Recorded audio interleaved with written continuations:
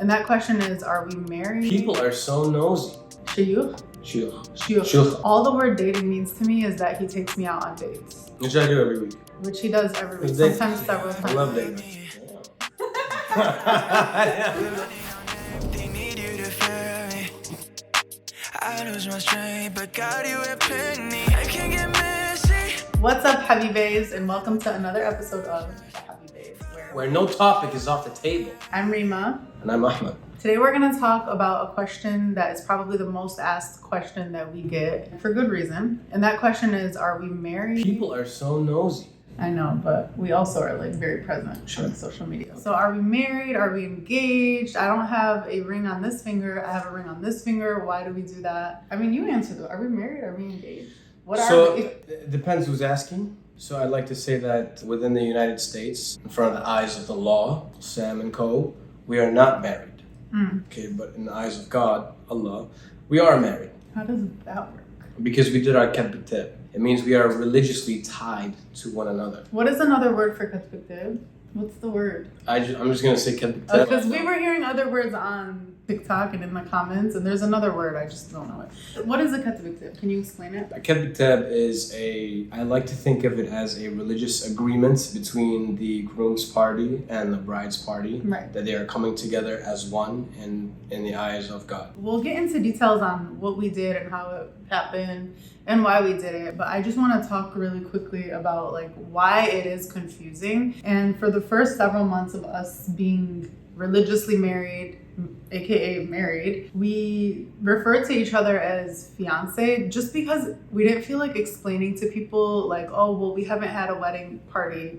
Oh well, in our culture we wear the ring on the right hand and then you switch it over when you're married. So it's a lot of contradictory stuff, and we don't claim to be the experts on any of this, but I think the theme of this entire video and really of this whole channel is just around merging two cultures, Arabness and Americanness. And I actually think something that Ahmad and I have in common is just the balance of the two. We have a lot of American values that we love. We have a lot of Arab and Muslim values that we love, and we're trying to live a life where we balance both. And the way that we went about our relationship and marriage, I think, is a perfect example of us trying to balance both things. Kind of take them through, why we decided to get a Katib Kitab. So I like to think that I am a man of culture. I try not to forget where I came from. And I think it's very important to keep that within our relationship and within our day-to-day lives. So when it was time to move on to the next step, I just thought it was not a great idea. I thought it was a responsibility for me to uphold my beliefs that was instilled in me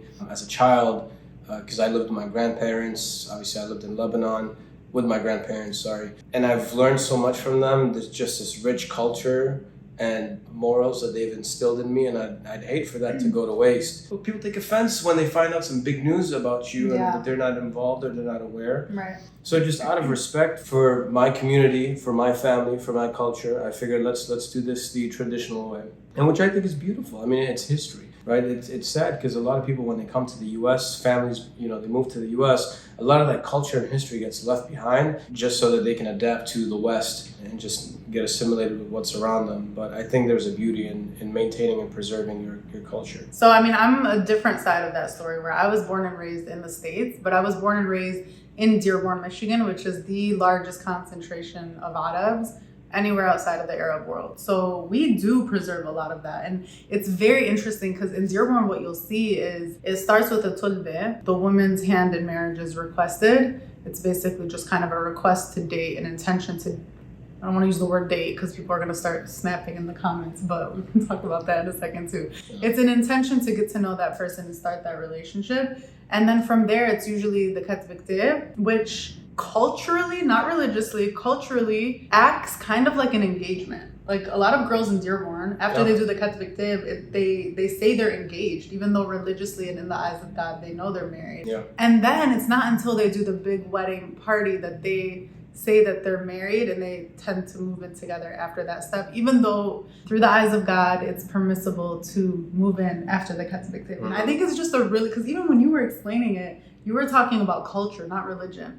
And Katib Kitab is an inherently religious thing, yet there's this tension between the religious aspect of it and the cultural aspect. I want to say something that happened on the TikTok video. So I posted this TikTok video right here, and it went viral within like less than an hour. I was really just joking and pointing to the fact that we did do a Katib Kitab. We are married in the eyes of God, and we are going about our life like best friends who are dating in a very permissible way. And people got so offended by the word dating because I used the word dating. All the word dating means to me is that he takes me out on dates. Which I do every week. Which he does every week, sometimes several times. I love date nights. People were like so thrown, like, how can you say you're dating because you guys are married? Like, dating is haram. And I just want to hear your thoughts on that. Put you on the spot. Damn. I didn't know this was coming. I mean, I'll go back to my beliefs. I don't care what people think, what people say, but once again, it's our life. Yeah. And we can design it the way we see fit, what works for us. Yeah, so we just design it for ourselves, and like I said, we're preserving culture as we continue to live our lives, and the plan is to get quote-unquote married in the US after we do our wedding. And why haven't we gotten married yet? Because there were also comments about, you're not protected by the law. There were some comments alluding to the fact that we basically did mitah. I don't know if you know what mitah is. Yeah. Mitah is basically, I don't believe in mitah. Let me just throw that out there. I don't believe in it. I think that there was a time and place for it. I don't think this is the time and place. But they made it seem like basically like we're just trying to like live together and do things that other people do together and like game the system without like actually committing. I don't think that's the case, especially because both our families are involved. Sure, you don't think that's the case. That is not the case. That is not the case. I mean, the fact that we have all these festivities happening overseas, that's definitely not the case. I can explain why I wanted us to do a Katib Kitab. I just want to be honest and say it was honestly Ahmad's idea. There is a part of me that is kind of Americanized in the sense that I didn't want to go into a very, very serious commitment without first getting to know him. And I think anyone watching can speak to just the challenge of being Arab and wanting to get to know someone and be sure about them, but also not being allowed to get to know them without having that commitment. It's kind of like this, it's hard. It's honestly impossible. And so the benefit that Ahmad and I had that I don't think a lot of people have, and we're so lucky, is that he was actually my brother Ali's best friend. So I was able to get to know him indirectly way before we were interested in each other. So I've already known him. I've known stories about him and his family and my brother and him, like their times together. So at the point where he and I started actually pursuing each other, it got serious pretty quickly because number one, there had already been a lot of history and you don't want to mess around and you don't want to like mess up with someone who already has such deep roots with your family and vice versa. And so once we started talking every day, even seeing each other, Ahmad was like, we need to just make this official. Like it'll be the right thing to do in the eyes of God. It'll be what our families will be happy with. I was really nervous because... Keep in mind, that was just phone calls. All we were doing was phone calls. I don't want to think like we're out here hanging out and doing all that stuff. Oh, before he talked to... I was about to say, why are you about to lie to these people? No, I'm saying the whole talking phase was just FaceTime and phone calls. It was also long distance. Yeah, we were FaceTime and phone calls. And then... We'll do that in part 2. We'll explain like the whole dating, because that is kind of what it was. Like getting talking.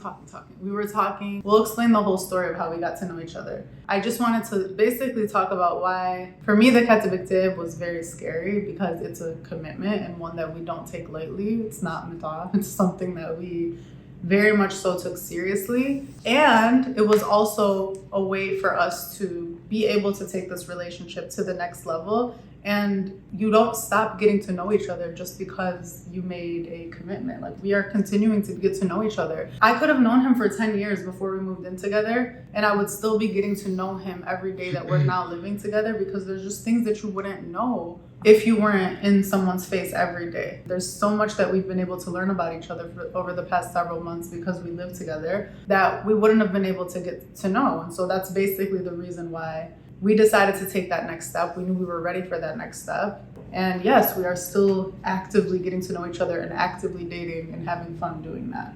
Yeah, I agree. Yeah. It is fun. So one of the questions we also got was just around how to actually logistically do a Katib Kitab.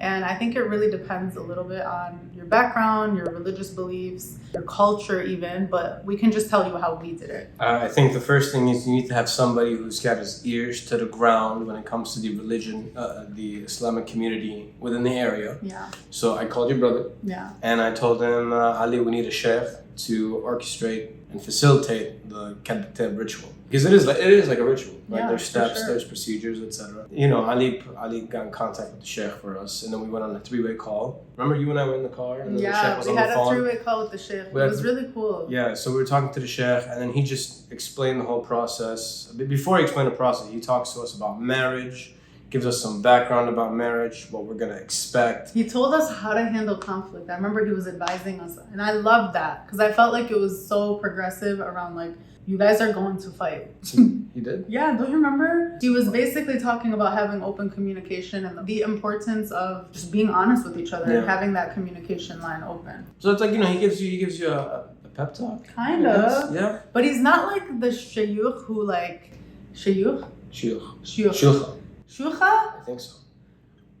Okay, well, he's not like the sheikhs who just talk for 25 years about something that's irrelevant. It was a conversation. It was a conversation, and the ceremony itself was really concise, but also like meaningful. Before the ceremony. Oh yeah. So that was just a phone call. You're right, yeah. So after that, we schedule, you know, we give them the details of when this thing is going to happen. Let's say 5 p.m. And then on the day of at 5 p.m., remember, you showed up with your peeps. Yeah. I showed up with my peeps. You rolled deep.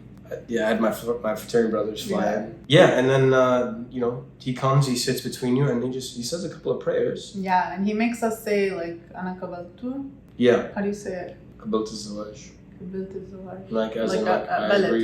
Yeah, like, yeah. I agree to it's like a I do, but like, you know, Arab style. But it was at my house. Yeah. Just to set the scene. So we did it in my family room. I think you can do it really wherever you want. That's permissible. But we chose to do it in a comfortable setting. We invited really close friends and family to this part. So it was a handful of people on both sides who were very close friends and family. The sheikh did his thing. It was pretty short and sweet. Then everyone hugged and cried and kissed and took pictures. And then we just decided to have like a mini ceremony. I say mini because most people in Dearborn / most Arabs do these humongous parties. We kept it around 70 to 80 people just as a post-ceremonial celebration. But just to be clear, like we were married after the sheikh did what he as soon did. as he We said, didn't need the celebration. Yeah. So it just stops right there after he just gives his blessing and that's it. Yeah. So that was it. And honestly, it was scary, but also exciting. It's different.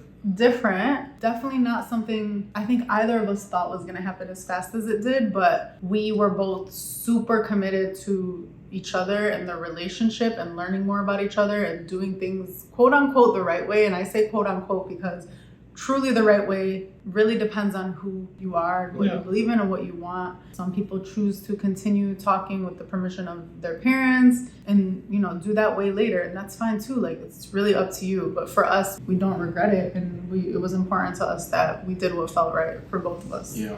Do you regret it? Not at all. Imagine I said it. What kind of question is that? I know, it's just funny. That's an off-camera question. That is an off-camera question. So stick around for part 2. Part 2 is coming out where we will actually talk about how we started getting to know each other. Fun fact, we actually broke up in the middle of us being together before we eventually got back together. So we'll tell you all of that story because it's definitely an interesting one. Why are you looking like that? No, I'm just saying, cool stories. Thank you so much for tuning in to the Habibe series. Where no topic is off the table. Bye, guys. God, you have me. I'm not a kid, but running on empty. Need you to fill